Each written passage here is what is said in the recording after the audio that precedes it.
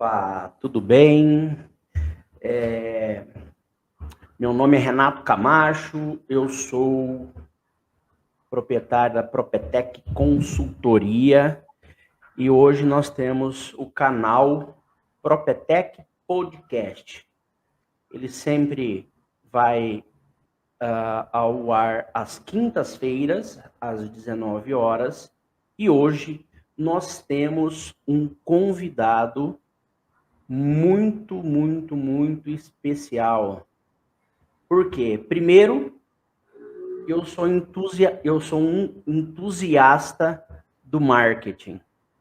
Segundo, que eu tenho uma pessoa que eu tenho muita admiração, que é o professor Kotler.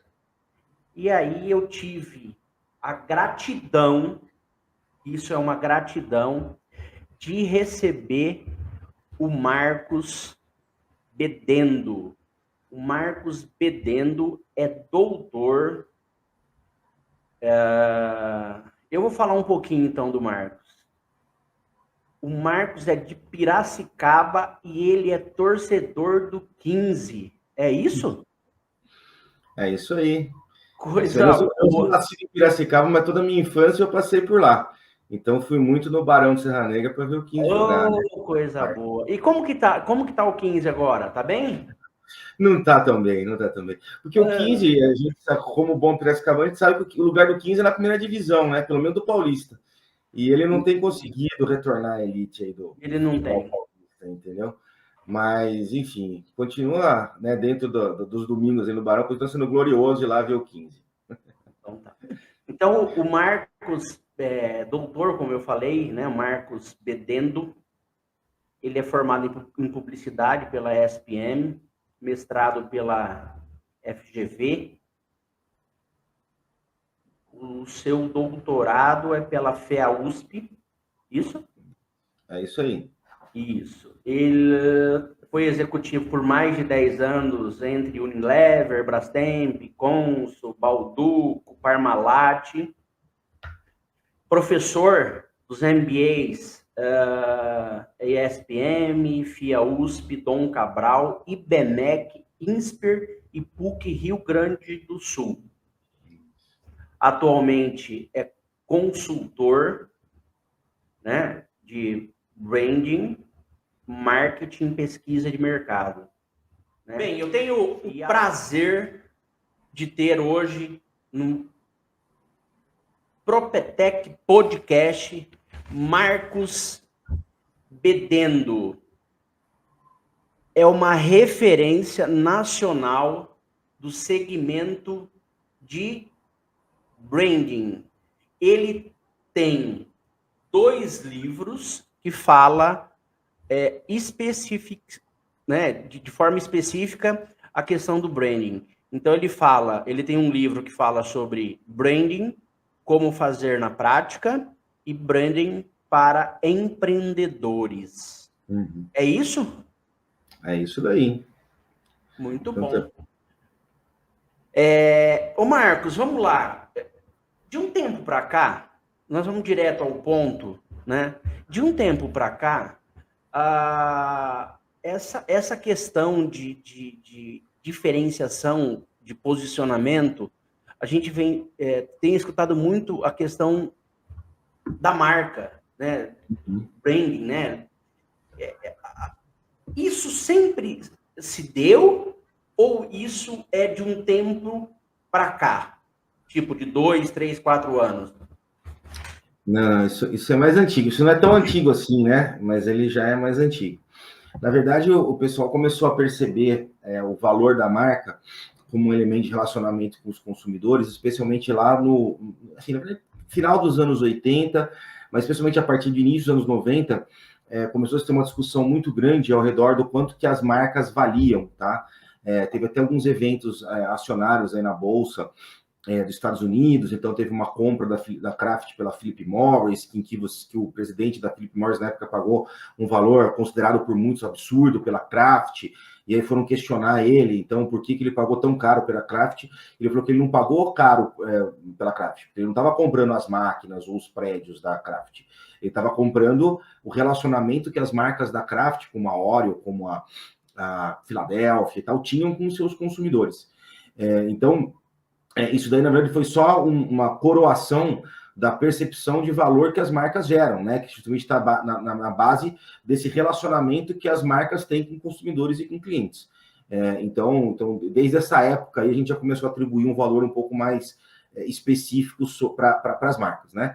E aí, acho que uma outra etapa importante assim, do entendimento da potência que as marcas têm foi quando você começa a ter, na verdade, muita competição, tá? E aí, quando a competição por produtos e serviços, ela fica, assim, você não consegue perceber diferenciação em produto e serviço, tá? Então, por exemplo, a diferença de uma cerveja para outra cerveja, dificilmente está conectada à formulação daquela cerveja, tá?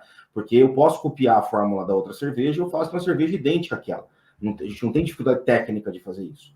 Então, o que diferencia? O que te faz pagar mais caro por uma cerveja do que por outra cerveja?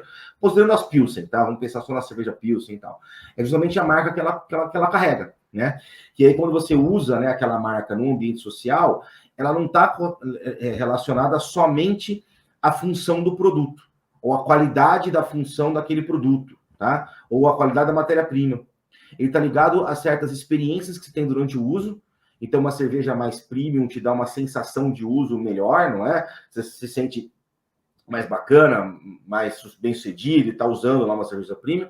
E também tem uma relação simbólica, né? Então, se você consumir certos tipos de marcas, elas refletem um pouco do que você é para o resto das pessoas, tá? Então, especialmente em mercados em que você tem um alto nível de competitividade, e essa competitividade você não consegue diferenciar em função de um benefício de produto, né, um benefício funcional de produto, você acaba tentando buscar diferenciação através das marcas, tá? Então, é ali que você começa a ter valor, e essa evolução ela vai acontecer em tempos diferentes, tá? Em diferentes tipos de segmentos. Então, é claro, para bens de consumo, isso começou a acontecer lá já nos anos 60, você tinha já uma discussão de como que eu diferencio através da marca, porque é isso, um molho de tomate é um molho de tomate, eu não tenho uma tecnologia superior para fazer um molho de tomate melhor do que o outro. Então, eu tenho que diferenciar de outras maneiras, e a marca começou a ser usada para isso. E agora você tem coisas mais recentes. Então, o pessoal das áreas de tecnologia, né, das startups e tal, agora começou a entender a importância do branding, da marca, tá? E aí talvez seja esse o efeito de 2, 3 anos para cá. Então, o que aconteceu? Quando a gente teve essa revolução tecnológica baseada em aplicativo, conectada aos celulares, né, especialmente, então, que são todos os smartphones e a potencialidade que o smartphone trouxe para a gente fazer certas tarefas, nesse momento, nesse início, a tecnologia fazia a diferença. Porque você conseguia ter uma tecnologia melhor, uma programação melhor, um produto melhor, tá? Mas com o passar do tempo, como a tecnologia ela é disseminada, não é? Então um pode copiar o outro muito rapidamente, chega um momento que acontece o quê? Que não tem diferenciação entre o produto. Então onde vai diferenciar? Pela marca, pela usabilidade, pela capacidade de criar conexão, pela reputação da marca. Tá? Então, esse é um pouco o efeito que a gente percebe. Então, a discussão de branding, nos últimos anos, ela vem até muito puxada pelas startups que descobriram que só o produto não resolve. Tá? Mas o pessoal da Procter, da Unilever, já sabe desde os anos 60 que só o produto não resolve. Sim. E falando dessas puxando o gancho das startups, como que é a expectativa de você criar uma construção e uma manutenção de uma marca para longo prazo e não para curto prazo? Como que se daria isso? A marca ela tem que estar muito ligada à essência do que a empresa é, né? Então a gente fala que uma parte importante da marca é que ela tem que refletir o que é aquela empresa, a essência dela, a cultura dela, e vai refletir isso para consumidores e também para a comunidade ao redor da empresa, tá? Então a gente também olha muito dentro da perspectiva de marca, que a marca ela é formada não só pela relação entre o produtor aqui e o consumidor do outro lado, mas também ela é formada por todo um conjunto de stakeholders, de pessoas, de negócios ao redor daquelas relações que estão acontecendo ali. Tá? Então, a gente sempre olha de forma mais ampla. Mas, de qualquer maneira, é isso, assim, né? Então, assim, por que é longo prazo? Porque tem a ver com a cultura empresarial, tem a ver com a crença daquelas pessoas que estão fazendo aquela empresa. Então, isso está muito ligado à cabeça do dono, à cabeça do acionista principal, à cabeça do CEO, então dos principais executivos. Então, você começa dali a marca, é ali que ela começa. E ela fica por longo prazo, porque o que a gente costuma fazer em muitos casos, quando você faz o planejamento de uma marca, é trabalhar ela com elementos conceituais de longo prazo. Então, por exemplo, sei lá, eu tenho lá um produto e o meu produto tem que ser tecnologicamente superior, ok? Isso é uma perspectiva que eu posso querer ter a minha marca. Então, o que vai acontecer? Ser tecnologicamente superior faz parte daquela empresa pelo longo prazo. Ela sempre tem que ser tecnologicamente superior. Agora, o que vai ser isso? Aí vai mudar de acordo com o contexto. Certo? Então, agora, nesse contexto atual, ser tecnologicamente superior é saber usar com maior rapidez ou facilidade inteligência artificial. Então, isso é tecnologicamente superior, então eu tenho que ter isso. Tá? Então, mas você vê, é um conceito que ele pode ser estendido ao longo do tempo. A Coca-Cola sempre falou de ser uma empresa que está presente em momentos felizes das pessoas, de amigos e familiares. É isso que ela sempre falou. Agora, o que isso significa ao longo do tempo foi mudando. Lá nos anos 30 era de um jeito, hoje é de outro jeito. Então, no fundo, essa ideia central do que ela faz pelas pessoas continua basicamente a mesma ideia. O que mudou foi o contexto. Então, essa é a perspectiva do longo prazo da marca. Tá? Então, eu entendo, na verdade, uma essência interna que cria, na verdade, uma relação, um conceito externo que vai ser adaptado ao longo do tempo, mas ele em si não precisa mudar. Indo de encontro a essa sua fala, como que eu consigo adaptar a estratégia de marca, de branding, né, em diferentes mercados? Vamos falar nível Brasil, né? Uhum. Nós temos um país em extensão muito grande, e como que eu consigo, né, manter esse posicionamento e manter a identidade da marca? Uhum.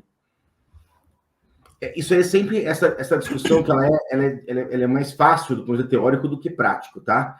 Mas a grande questão sempre é o seguinte: eu preciso manter a minha essência ao mesmo tempo que eu me adapto aos contextos, tá? Então, eu vou ficar na Coca-Cola como exemplo, porque todo mundo conhece, todo mundo... Sim, fica mais fácil. Sim, fica mais fácil, tá?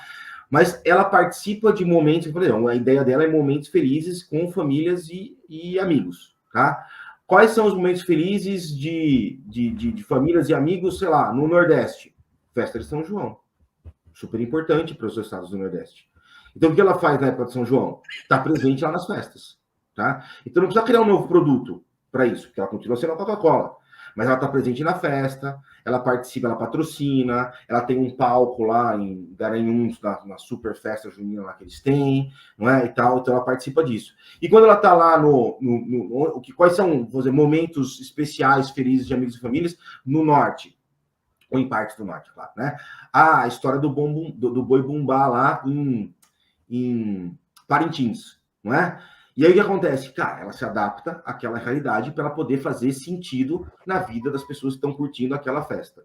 Como a gente pode falar, sei lá, das festas no sul, lá do Revolução Farroupilha, não é? Como eu posso falar de tal. Então, veja, nesse caso, a Coca-Cola continua a mesma, mas ela participa daqueles momentos, como ela faz também entre pessoas diferentes, não é? Então, para o jovem, ela participa do show de música do Lollapalooza ou do Rock in Rio. Para as pessoas mais velhas, ela participa daqueles momentos mágicos do Natal, Papai Noel, Caminhão Coca-Cola, não é? Então, veja, ela é a mesma marca, mas ela é capaz de se adaptar a cada contexto específico. E isso é possível para todas as marcas, tá? Então, mesmo marca menor, marca B2B, marca industrial, né, de produto industrial que vende para outras indústrias. Então, qualquer tipo de marca tem essa capacidade, tá? Tanto de entender qual é a sua essência, como de adaptar a sua essência a momentos específicos, sim, seja ele cultural, como eu exemplifiquei aqui, seja momentos econômicos, seja momentos, enfim, tá? De acordo com a variação normal dos contextos que vão acontecendo por aí. Tá. Fala para mim, depois a gente entra no livro, nos dois livros, para não tomar muito o seu tempo. Qual que é o papel hoje das redes sociais na construção e manutenção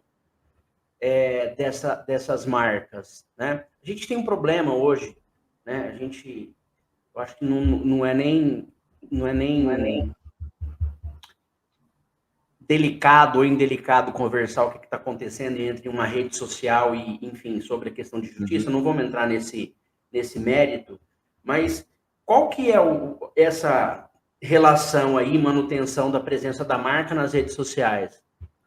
Então, a rede social ela é um canal, né? É um canal como é o site, como é o relacionamento entre um vendedor e um comprador, no caso de uma empresa que tem uma linha de vendas, não é? Então, ela é mais uma forma de relacionamento. E é assim que ela tem que ser tratada. Ela também tem contextos específicos, né? Então, é claro, o TikTok hoje ele é uma rede mais de gente mais nova, então com certeza a linguagem é específica, a maneira de trabalhar a marca lá vai ter que ser específica a isso, enquanto, sei lá, o Facebook hoje é uma rede mais madura, né? Até de pessoas realmente mais maduras e tal, que acabou, né? Porque os jovens acabaram migrando para outras redes sociais. Então, mas o Facebook continua lá, tá? Então, o que acontece? Você, na verdade, vai comunicar dentro desse contexto do jeito que o contexto permite e do jeito que a tua marca é. Tá? Então, é só isso, tá? Então, agora, o que é importante da rede social? Ela hoje passou a ser um grande veículo de comunicação, onde praticamente todas as pessoas estão. Então, a empresa não tem mais a escolha de não usar a rede social. Ela tem que usar a rede social, mas ela vai usar a rede social de acordo com a marca que ela é e com a comunidade que ela convive. Então, né, nesse aspecto, continua seguindo os mesmos conceitos de marca. A única coisa é que é num canal específico. Mas é isso, tá? Antes a gente discutia se você ia entrar ou não na rede social. Hoje em dia não tem mais essa discussão, porque você precisa estar lá. Não tem como você não estar. E aí, quando você está lá, você vai, na verdade, falar com o teu público, do teu jeito lá, eventualmente adaptando alguma coisa à rede local, porque isso, ela também tem um público específico. E talvez partes da sua comunidade, sei lá, por exemplo, depende da empresa. A empresa muito B2B e tal entende que seus clientes não estão no TikTok. Aí tudo bem, eu não participo. Tá? Mas se a minha comunidade estiver naquela rede social, eu tenho que participar daquela rede social do jeito que eu sempre convivi dentro de comunidade, tá? Eventualmente você vai ter algum tipo de adaptação pelo perfil específico da rede, se isso tiver, tá? Mas você pega um Instagram hoje em dia, já é uma rede geral, todo mundo tá lá, tá? Não tem jeito, né? Não tem, tá. Mas é isso. Inclusive, na verdade, hoje elas estão até meio que te obriga a entrar no Facebook para você ter acesso ao Instagram, enfim, ele fez todo um... ele vai tentar fazer uma coisa cruzada. Mas é isso, mas assim, a empresa tem que estar lá, tá? Hoje não tem mais essa escolha, não tem mais esse... Então eu tenho que estar lá, e assim, estando lá, eu tenho que participar da conversa, tá? Então eu também não posso entrar lá, botar lá uma página estática e também não conversar com as pessoas. Então, demanda, sim, ter algum tipo de gestão, ter algum tipo de pessoa ali alocada para poder acompanhar como é que está sendo executado essa discussão nas redes sociais. Tá. Marcos, então vamos falar do livro Branding, como fazer na prática. Qual que é o contexto dele hoje? Tá. Esse livro, né, ele é a segunda edição, novinho, né, foi recém-lançado agora a segunda edição, mas a ideia dele sempre foi a gente poder discutir branding, discutir marca, de uma forma muito estratégica. Porque o problema que se tem hoje com branding é que é um termo muito utilizado. E grande parte das empresas que utilizam o termo são agências, ou agência de publicidade ou agência de design. E quando a agência de design de publicidade ela fala sobre branding, ela basicamente fala da ótica estética do branding, tá? Então ele vai falar dos desdobramentos de marca, do logo, do nome, identidade visual, identidade verbal, tal.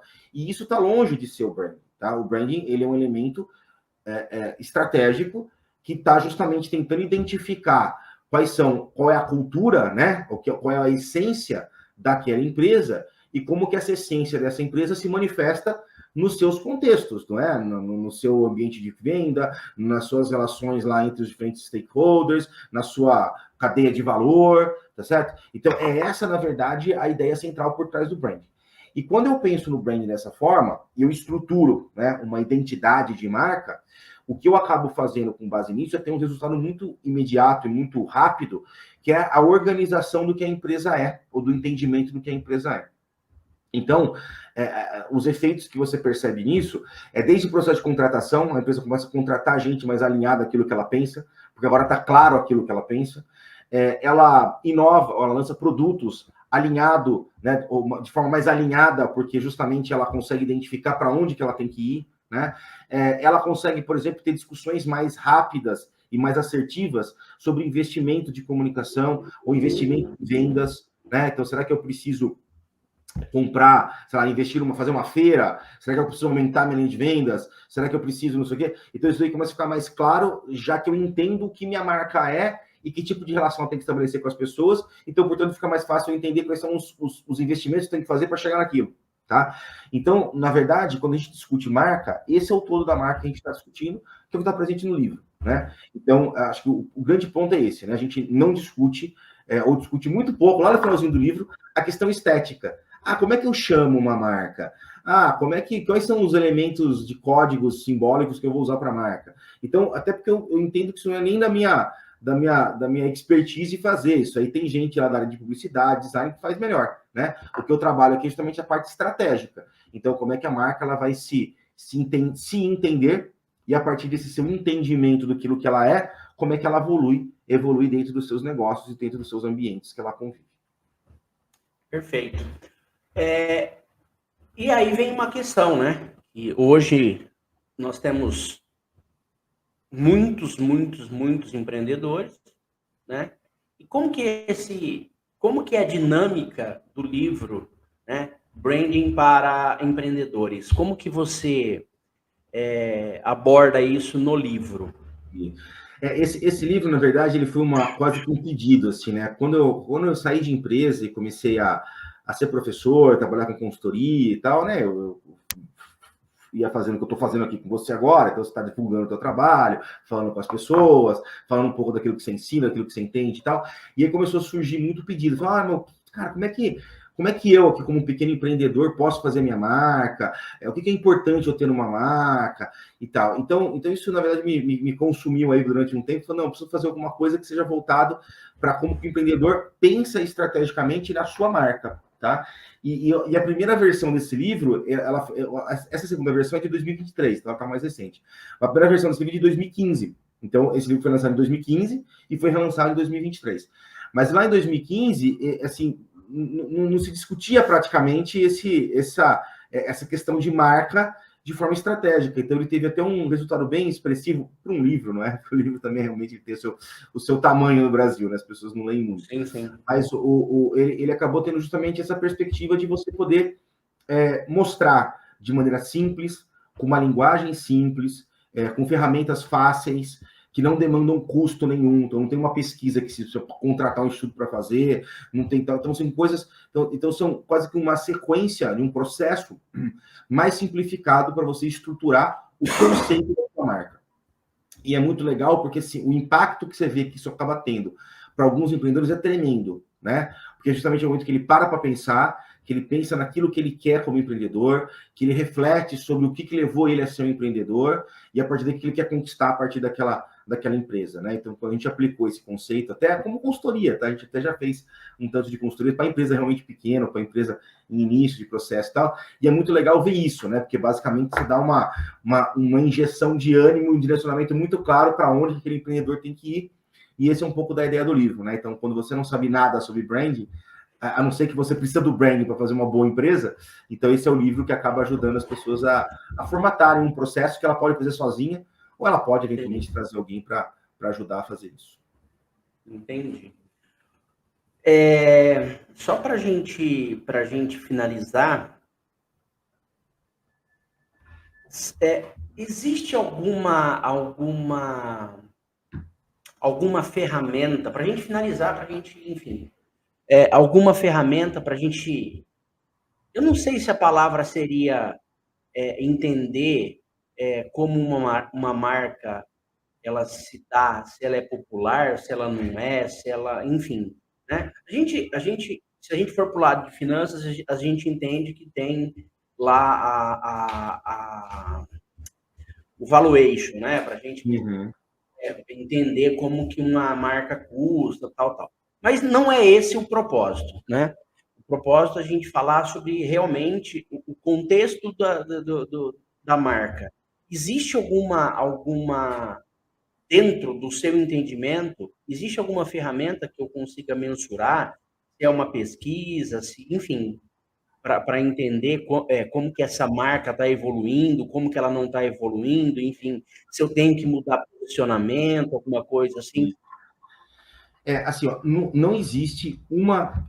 Até para alguns tipos específicos de marca, então, assim, marca de grande porte, de empresa de bens de consumo, e tal, a gente até serviços de grande porte e tal. Você tem uma ferramenta que é muito tradicional, inclusive chamada tracking de marcas, tá? É uma pesquisa quantitativa que é feita com o público-alvo, uma parcela do público-alvo, e que você vai perguntar lá tudo aquilo que você estruturou sobre a sua marca, para saber se as pessoas estão entendendo aquilo que você está tentando criar na cabeça delas, tá? Então, essa metodologia, ela existe, ela é bastante clássica e tal, tá? Mas, tirando essa, e ela é muito específica, tá? Ela serve justamente para isso, para marca de massa e tal, tá? Porque em populações menores não faz nem sentido você fazer uma pesquisa como essa, porque ela é muito cara, né? Enfim. Então, não existe um método específico para você medir marca, tá? Porque, na verdade, a ideia de valor de marca, ele tá na cabeça das pessoas relacionado à capacidade que as pessoas têm de lembrar daquela marca. Então, se eu penso naquela marca, quando eu penso naquele segmento de produto, então, sei lá, eu vou comprar, falando da Coca-Cola, né? Eu vou comprar um refrigerante. O que vem na minha cabeça? Tá? Ah, vem Coca-Cola. Pô, legal. Então, Coca-Cola, então eu tenho lembrança, tá? Então, a gente precisa entender se a marca está conseguindo evoluir, por exemplo, o seu processo de lembrança. Como é que eu faço isso? Cara, teoricamente, teria que perguntar para as pessoas se as pessoas conhecem a marca. Só que isso custa muito caro. Então, como é que você pode fazer, né, dentro de um contexto de menos investimentos e tal? Cara, acompanha o volume de pessoas que falam sobre a marca.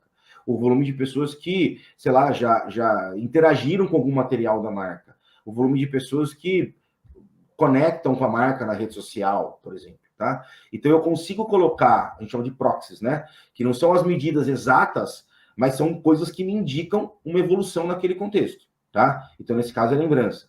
Uma outra coisa que é importante para as marcas é que elas transpareçam algum tipo de qualidade específica delas, né? Então, o David Acker vai chamar isso de qualidade percebida, né? Então, percepção de qualidade. E nesse caso, eu posso falar, por exemplo, com os usuários da minha marca, entender se eles percebem na minha marca elementos de qualidade, né? Eu consigo perceber se a minha marca é percebida como melhor ou pior do que os meus concorrentes em certos quesitos, tá? Como é que eu posso fazer isso? Eu posso perguntar, fazer pesquisa, tá? Como eu posso, eventualmente, avaliar como que estão, sei lá, os comentários sobre o meu produto nas redes sociais. Então, eu vendo um produto lá e tal, vendo lá na Amazon tem uma página de comentários lá e tal, né? Será que as pessoas estão achando que o produto é bom, que ele é ruim, né? Enfim, então, são maneiras de eu conseguir estruturar isso, né? Uma outra parte que a gente tem na marca é a capacidade da marca gerar lealdade, não é? Então, dela realizar, na verdade, ela facilitar o processo de recompra, né? Ou manutenção do relacionamento de compra do usuário ao longo do tempo, tá? Então, eu chamo de lealdade à marca, né? Como é que eu mensuro isso? Cara, vai depender do negócio, mas eu posso mensurar a taxa de churn, se for uma coisa ligada ao mercado, vamos dizer, de consumo, né, frequente, ou consumo de mensal, né, sei lá, uma conta de telefone, né, alguma coisa assim, tá? Então eu consigo acompanhar isso. Aí se não for, cara, justamente quanto que a pessoa prefere aquela marca em relação a outra, ou quanto que num momento específico aquela marca parece não ter substitutos, tá? Então são coisas que eu consigo ir acompanhando ao longo do tempo, identificando certos padrões, que eu consigo perceber a evolução disso, tá? Lealdade, por exemplo, até a NPS, né? Aquela Net Promoter Score, tal, aquela pesquisa que ficou famosa, né? Se você indicaria para uma pessoa ou não, ela serve para medir lealdade, por exemplo, tá? Então, na verdade, esse é um pouco do processo. Tem associações de marca também, que é um outro ativo, são os 4 ativos de marca, né? Lealdade, qualidade percebida, conhecimento de marca e associações.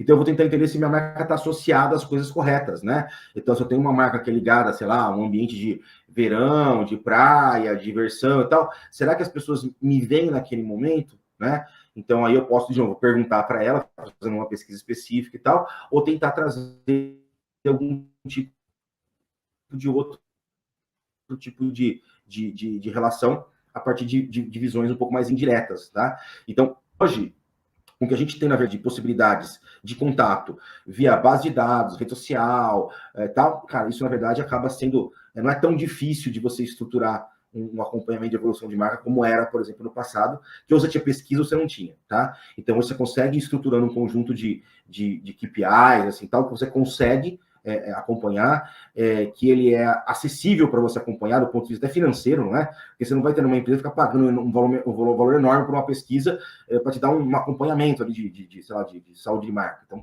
às vezes não vale a pena. Mas hoje você tem um conjunto de possibilidades para você construir isso, tá?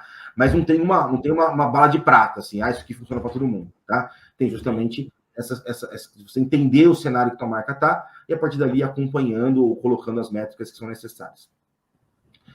Tem um ponto sobre isso que eu sempre repito, que é o seguinte: o mais importante para você medir a evolução da marca é você ter um objetivo claro para ela, tá? Porque quando você não tem um objetivo claro, tanto faz, né? Então tem aquela frase famosa lá do Alice no País das Maravilhas, que fala, né, que se você não sabe o caminho que você vai, qualquer caminho é o correto, né? Então se você não sabe para onde você quer chegar, qualquer caminho é o correto. Então aqui é a mesma coisa para a marca, tá? Então o mais importante é você ter um objetivo antes para poder justamente, a partir desse objetivo, estabelecer os seus KPIs e as suas formas de mensurar isso. Isso daí é muito menos complicado do que o pessoal tende a falar sobre isso.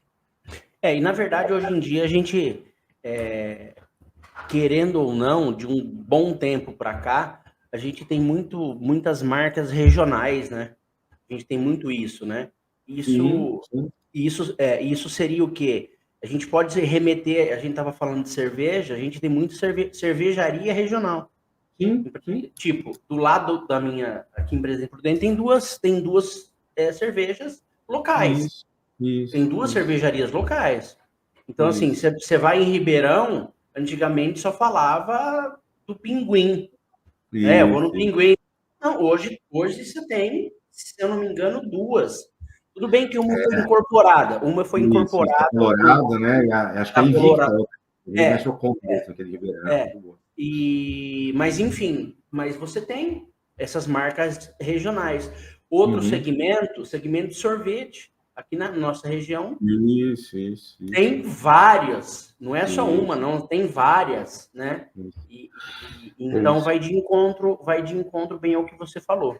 Isso. Não, e você pode mensurar, na verdade, a marca na região em que ela atua, identificando os KPIs específicos que você pode extrair a partir dessa relação que ela tem dentro da região, né? Você pode fazer pesquisas localizadas, né? Enfim, então você tem uma série de maneiras que, assim, não são nem complicadas, nem caras de se fazer, tá? Agora, realmente, acaba acontecendo isso, né? O branding, ele não é uma disciplina muito complicada, tá? Essa é a questão. Mas como tem muita gente que não entende de branding, que fala de branding, eles acham tudo difícil. Mas é muito por falta de conhecimento. Como é que vai? Não, medir a marca, precisa de uma metodologia, precisa de uma pesquisa. Às vezes não precisa. Tá? É muito mais você sentar, entender os pontos de contato que a marca tem e passar a acompanhar um pouquinho aquilo ali com um pouco mais de consistência. Então não tem nada assim que é de outro mundo. Tá? E nem tem que ter.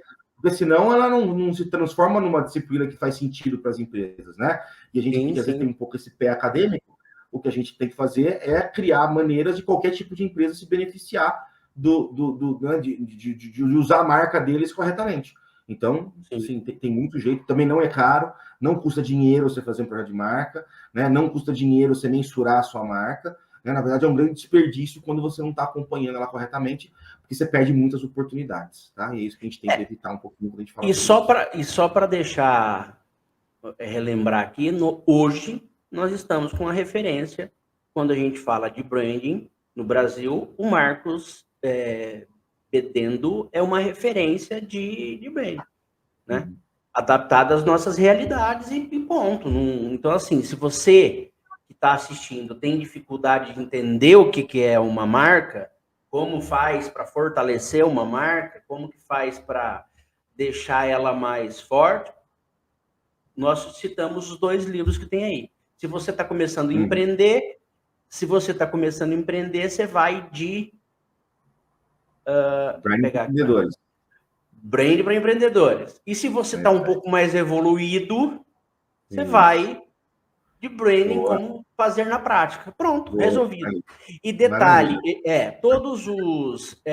Ah, e detalhe, todos os livros que a gente comentou tem na Amazon, tá? Eu já comprei os 3. Eu não li, tá na lista. Tá bom, tá legal. Mas a gente o primeiro passo é comprar, o outro passo é você extrair o valor do livro lendo ele, não é? Isso. A gente vai colocando como referência, né? Falou assim, ó, isso daqui vai entrar na lista depois, enfim. É isso aí. Mas, enfim, Marcos, uma satisfação, uma gratidão, né?